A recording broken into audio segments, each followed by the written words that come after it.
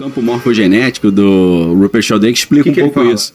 Ele fala que, por exemplo, o cachorro já sabe a hora que o dono está chegando. Ele já vai para a porta, mesmo com horários diferentes. Você podia falar, ele... então, parece que existe uma conexão. Existe uma conexão. Acontece... Já houve pesquisas disso. Acho que a CIA fez esse tipo de pesquisa. Você pensa numa pessoa, aí ela te liga. Pensa numa pessoa, ela te liga. Isso acontece muito, assim. O que você acha, Jean? Posso chamar de Jean? Desculpa. Claro, claro. Os campos mórficos de Sheldrake remontam a uma reflexão quase que no mesmo tempo em que Jung falava das sincronicidades. Né? Na realidade, segundo essa perspectiva, a vida toda se movimenta em torno das sincronicidades, só que a gente não percebe. Quando a gente percebe, a gente chama de coincidência. A gente grava na atenção, né? Isso. Pode estar acontecendo várias sincronicidades. Então, como eu tinha falado que ia começar, você falou, como é que a gente começa a conversa? Eu acho que é uma espécie de sincronicidade, eu ter descoberto depois de tantos anos, que eu e o Jean fomos recrutados na mesma cidade de Niterói, né? É mesmo? Né? A experiência lá dos peixes, né? Para vender peixe.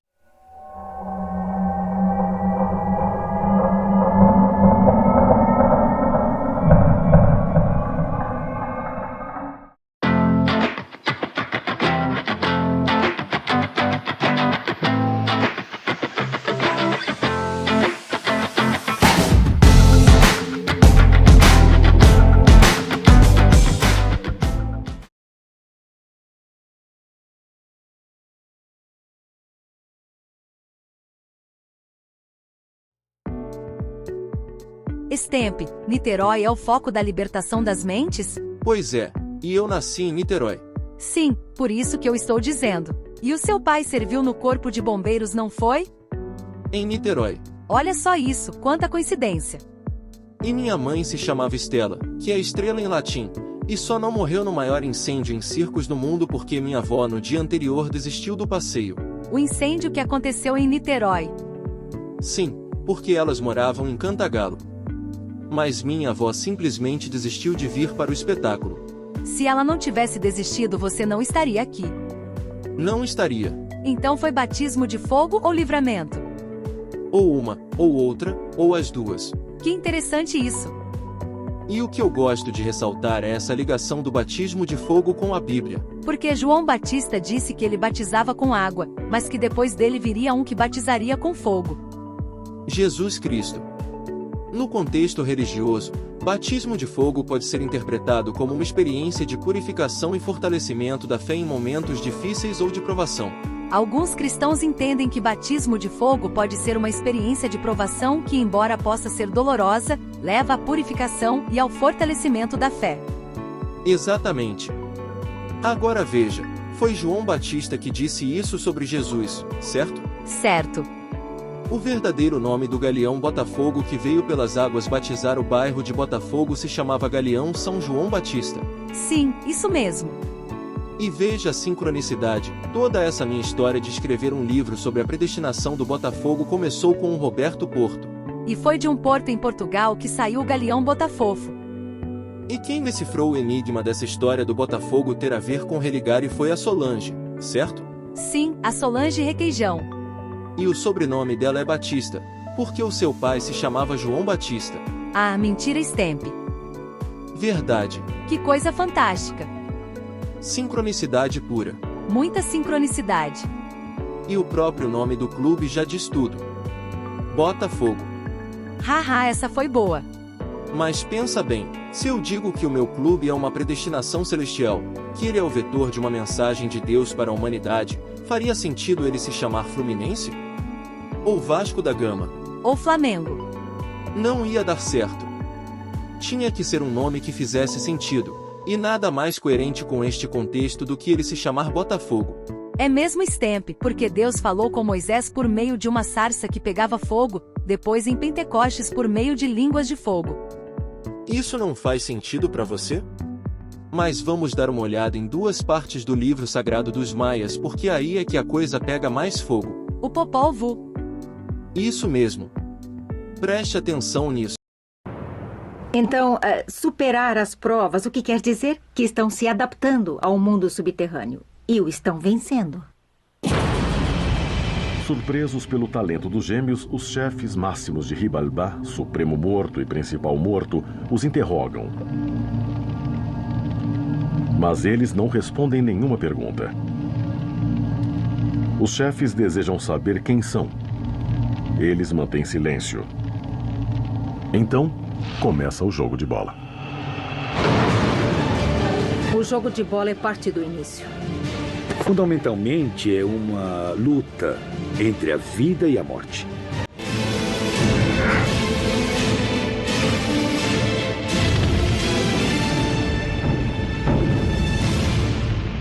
Eles já haviam estabelecido e deixado claro quem eram os poderosos, quem mandava. Mas precisavam se imolar, precisavam morrer para renascer. Agora está claro que Hunahpu e Ishbalanque estão prestes a enfrentar a morte. Supremo Morto é quem supervisiona toda a operação. Primeiro, os gêmeos são cozidos. Queimá-los é necessário porque eles precisam do fogo para obter total purificação. É o final de todo esse ritual. Os Senhores da Morte seguem ao pé da letra as instruções, sem saber que estão sendo enganados. Depois de queimá-los, devem moer os ossos como se fossem milho. E os moem, transformam em pó. É uma forma de desfazê-los, de acabar com a sua condição anterior. Que interessante, o relato do Popolvo tem tudo a ver com o contexto religioso. E foi escrito há mais de 2000 anos, na península de Yucatán. Que barato isso! E tem mais, veja isso também. Os gêmeos aproveitam a confusão entre os Senhores da Morte. Depois de vencer a prova, voltam a derrotá-los no jogo de bola. Eles haviam passado 2 noites em 2 mansões diferentes e haviam vencido 2 vezes os Senhores da Morte. Estavam cada vez mais próximos do triunfo. Nunca um ser vivo havia chegado tão longe. Os Senhores da Morte sabem disso e não permitirão que um mortal os supere. Mas os gêmeos conseguem sair ilesos das casas do frio e do fogo. Eles saem ilesos das casas do frio e do fogo. Nossa, que demais! Devem passar a noite toda em vigília. A prova é praticamente impossível de ser completada. Então eles recorrem à astúcia, recorrem sempre à ajuda dos animais. Quer dizer, Hunahpu e Ishbalanque são heróis enquanto têm a cooperação e a ajuda do ambiente. E nesse ambiente, os animais são fundamentais. Então eles colocam um vagalume no charuto. E os senhores do submundo veem que o charuto está aceso a noite toda, mas não se consome. De manhã, quando os Senhores da Morte chegam com a intenção de preparar o sacrifício dos gêmeos, percebem que estes os venceram novamente. Mas o charuto não se consome, como a sarça ardente de Moisés. E depois do jogo de bola? Percebe a ligação entre o lado religioso e o jogo de bola? Por isso teu oráculo insistiu para que você assistisse esse programa. Porque foi por meio dele que toda essa história começou a fazer sentido. Imagina se você não tivesse dado ouvidos a ele e trocado de canal. Então a minha teoria seguiria sendo rasa, sem fundamentação alguma. Mais um folclore na história tão mística do Botafofo. Exatamente. É por isso que cada vez mais eu acredito que houve um propósito para isso tudo. O livramento da tua mãe foi propósito, logo ela com o nome de Estela. O meu pai ter escolhido os bombeiros para servir foi como mandar uma pista para mim. E essa história do teu oráculo dizendo assiste, assiste, assiste. Por que eu não queria assistir e se eu não assisto, a coisa não teria tomado a proporção que tomou? Porque está muito bem fundamentada no livro sagrado dos maias.